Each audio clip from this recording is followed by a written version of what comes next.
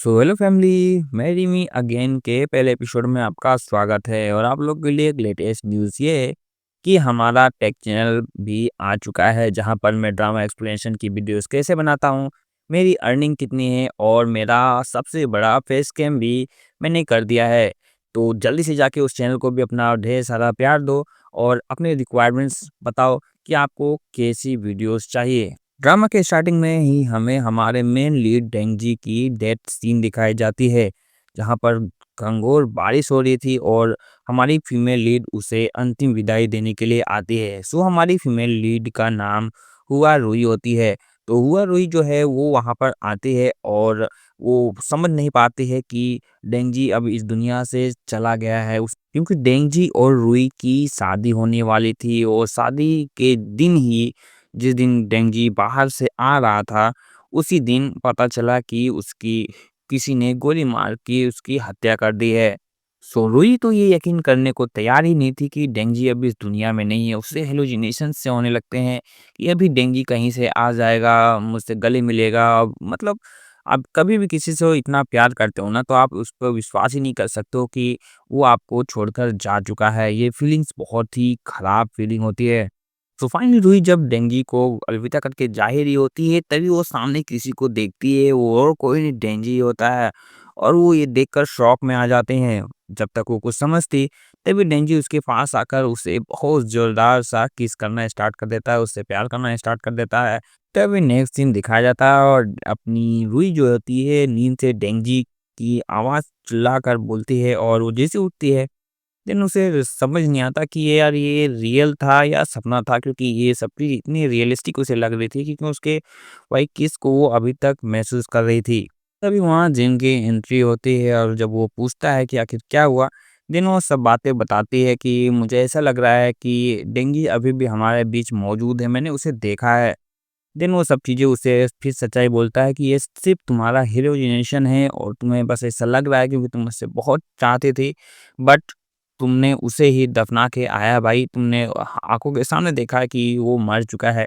तो इन सब चीज़ों से बाहर निकलो, अब वो हमारे बीच नहीं रहा।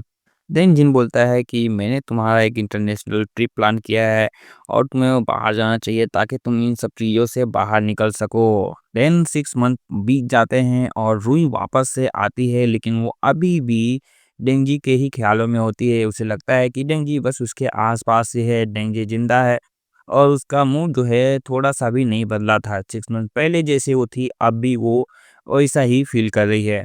देन वापस वो अपने घर आती है। सो रूही के घर आते ही वो थक के किसी के गोद में सो जाती है। देन उसके बाद एक आवाज़ आती है कि हेलो, क्या कर रही हो तुम? और उसके बाद रूही जब वो देखती है, तो वो एकदम से डर जाती है कि अरे! ये तो डेंजी की तरह लग रहा है। देन वो बोलता है कि हेलो, 1 मिनट तुम मुझसे बात मत करो। 1 मिनट बोला ना मुझसे बात मत करो। फिर वो मोबाइल पर निकाल कर रिसर्च करना स्टार्ट कर देती है कि वो जब वो मुझे सामने दिखने लगे तो क्या होता है। देन वो उसे लगता है कि मेरी हेलोजिनेशन जो है वो सेकंड स्टेज पे जा चुकी है और ये मुझे सामने दिख रहा है मुझसे बातें करते हुए। देन उसके बाद वो फिर से बोलता है, ओए लड़की।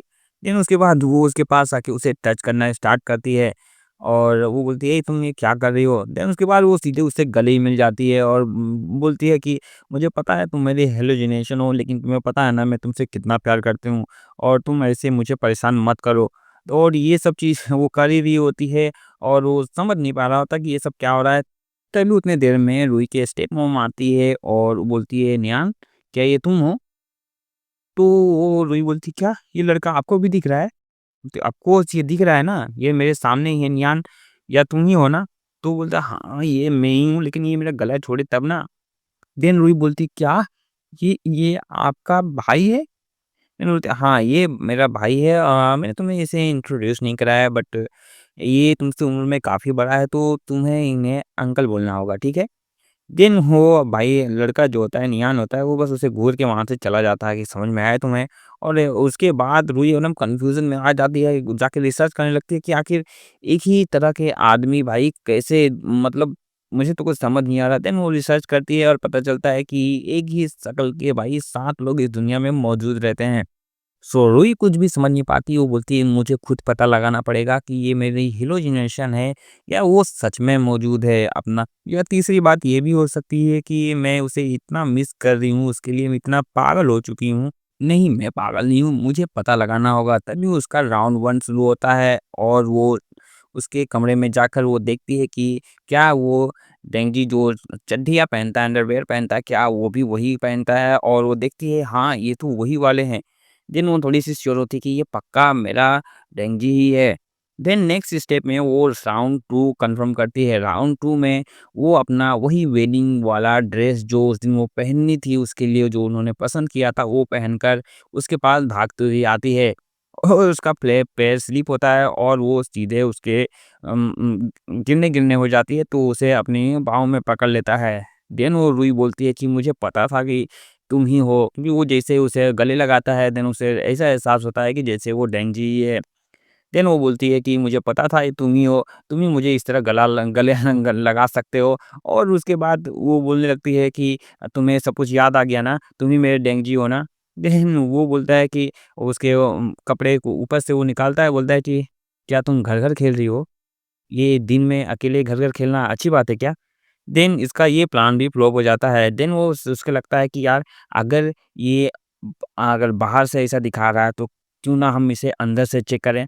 ये दूध कभी नहीं पीता, क्यों ना मैं इसे दूध पिलाऊँ। अगर ये पी जाएगा तो इसका मतलब ये है कि ये मेरा डेंजी नहीं है। अगर ये नहीं पिएगा देन इसका मतलब ये मेरा डेंजी ही है। लेकिन वो एक झटके में वो दूध पीकर वहाँ साइड रख देता है और लेकिन वो तब भी मानती नहीं है, बोलती नहीं तुम ही डेंजी हो, तुम मान क्यों नहीं लेते मेरी बात को? तुम्हें दूध से एलर्जी है, मुझे पता है तुम्हें। तीनों बोलता है कि हेलो, ये देख रहे हो ना ये गिलास पूरा खाली हो चुका है, तुम्हें कब समझ में आएगा कि मैं डेंजी नहीं हूँ? सुरुई तब भी हार नहीं मानती है, वो डेंजी के कपड़ों में से एक बाल लेकर आती है और दूसरा बाल वो अपने नियॉन का लेने की कोशिश करती है। और देन उसके लिए क्यों भाई वो डीएनए टेस्ट कराएगा और डीएनए टेस्ट में तो ये बात क्लियर हो जाएगी कि वो भाई मेरा डेंजी ही है। और ये जब वो करती है देन वो उसके पीछे पड़ जाती है उसके बाल खींचने के लिए, बाल लेने के लिए। तो उसे आके बोलती है मैं आपसे माफ़ी माँगना चाहती हूँ, क्या मैं आपके सर का मसाज कर दूँ? देन वो उसे मना कर उसका मसाज करने की कोशिश करती है और बार-बार वो उसे बाल तोड़ने की कोशिश करती है, लेकिन वो वहाँ से निकल जाता है, बोलता है छोड़ दो। बोलता है नहीं, नहीं, नहीं अभी बहुत कुछ बता है, अभी तो मैंने अपना टेक्निक्स आपको दिखाया नहीं है। तो वो बोलता है भाई बस करो और मुझे नहाने जाना है। देन वो उसका पीछा वहाँ भी करती है। नहाने के लिए वो जैसे वो जाता है, देन वो नहा के जैसे ही बाहर आता है तो वो भाई ड्रायर लेकर खड़ी रहती है, बोलती है कि प्लीज़ मुझे माफ़ी माँगने का एक मौका दे दो ना। देन वो बोलते हैं कि तुम मेरा पीछा करना छोड़ोगी? प्लीज़, प्लीज़ मैं आपसे माफ़ी माँगना चाहती हूँ। और वो जैसे आगे बढ़ती है, वो फिर से वो लड़खड़ा आकर गिरती है और उसकी नीचे की चड्डी भाई वो गमछा जो रहता है वो उतर जाता है और ये देखकर वो एकदम से शर्मा जाता है। और जब वो ऊपर उठ के देखती है देन भाई वो फिर समझ जाती है कि जितना मैं माफ़ी माँगने की कोशिश करती हूँ उतना और कांड होते चला जाता है। उतनी देर में उसकी स्टेप मॉम भी आ जाती है और देखती बोलती कि ये सब क्या हो रहा है? देन वो बोलती है मैं बस गलती से यहाँ पे आ गई, इसमें मेरा कोई कसूर नहीं है। मैं तो ऐसा बोल के वो वहाँ से भाग जाती है और उसकी माँ बस शॉक हो जाती है कि ये लड़की कर क्या रही है? सो रात होते ही नियान जो है वो किसी का पीछा कर रहा होता है। वो अपने आप को पूरे तरीके से ऐसा प्रिटेंड करता है जैसे कोई उसे पहचान ना सके। देन क्या है उसके पीछे वो आदमी, ऐसा लगता है वो मिस रूई की कंपनी को बर्बाद करना चाहता है। लेकिन नियॉन भी है, वो भी ऐसा ही बिहेव करता है जैसे वो मिस रूई या उसकी कंपनी से काफ़ी ज़्यादा गुस्सा है या फिर उसे भी बर्बाद करने की कोशिश करता है। जब वो अपने मिशन को पूरा करके अपनी गाड़ी में बैठता है, देन वो बोलता है कि मैंने सोचा था कि धीरे-धीरे मैं अपना मिशन पूरा कर लूँगा, लेकिन मुझे नहीं पता था मिस रूई अचानक से वहाँ आ जाएँगी, मतलब यहाँ आ जाएँगी और मेरा प्लान ऐसा फ़ेल होता रहेगा। मुझे कैसे भी करके जल्दी ये सब निपटाना होगा। सो नियॉन ऐसा क्या ही करने वाला है मिस रूई और उनकी कंपनी के साथ, सो वो तो हमें आगे ही पता चलेगा कि ये किस मिशन पे है।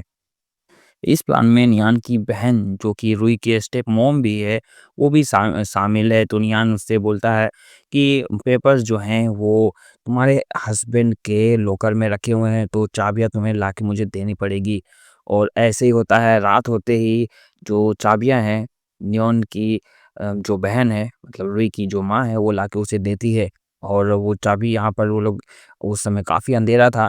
तो नियोन और उसकी बहन जो है उस पेपर्स के बारे में बात कर रहे थे जो कि रूही के डैड की कंपनी से रिलेटेड है।